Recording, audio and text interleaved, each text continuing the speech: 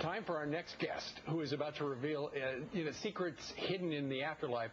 You've seen him on TV for many years. He's a real-life psychic medium, John Edward. He's also the author of Final Beginnings and the host of Crossing Over, which is now in syndication.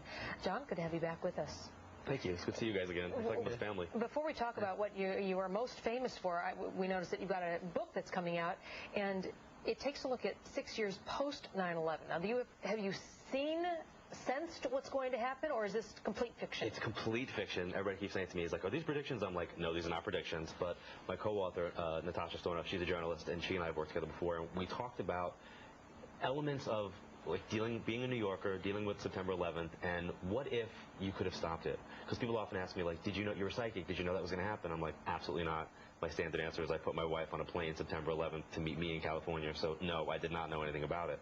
However, what if a psychic could have stopped it? So that's what we're exploring. We're exploring the what ifs of another attack on the city, but it's like a spiritual adventure. It goes much deeper than that. So it makes it sound as if in the book you get a sense of something and you do something to try to alter history.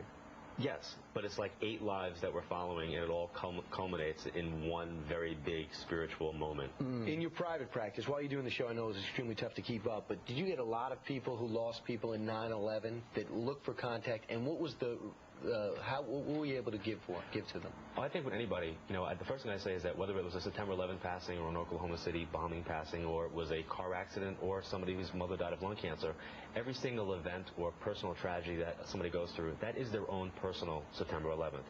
So it's not one passing is different than the other, but being that we tape the show here in New York and my practice is here in New York, it happens a lot. We're doing groups of seminars, or during the gallery taping when we're doing the show, people would have connections to September 11th, and hopefully with everybody that I work with, and even just doing the books or just having conversation about it, it helps people understand that it's hopeful that there is something else, and that it's about the bonds of love, that we don't lose them. We lose them physically, but we don't lose them energy-wise and love-wise.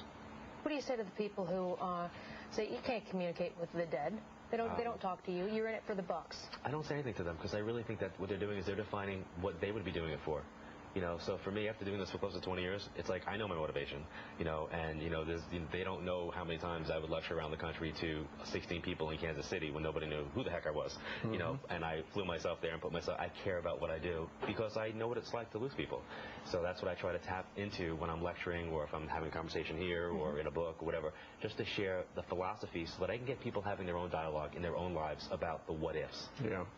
You have read people on our show in the past, and you've probably read hundreds or thousands of people during your career. Is there one memorable moment that sticks out in your head as like, whoa, I can't believe that just happened?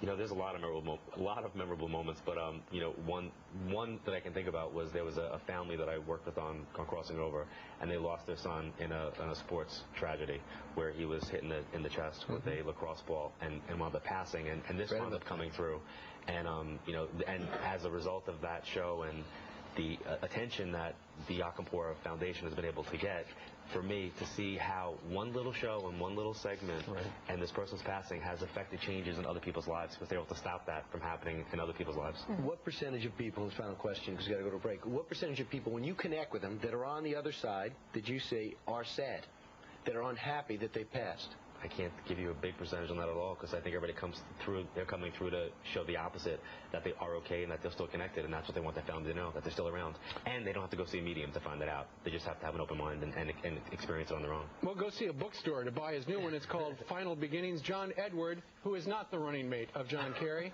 John, we thank you very much for joining us. Thank you, guys. Thanks. Good seeing you. Quick break and more Fox and Friends after that.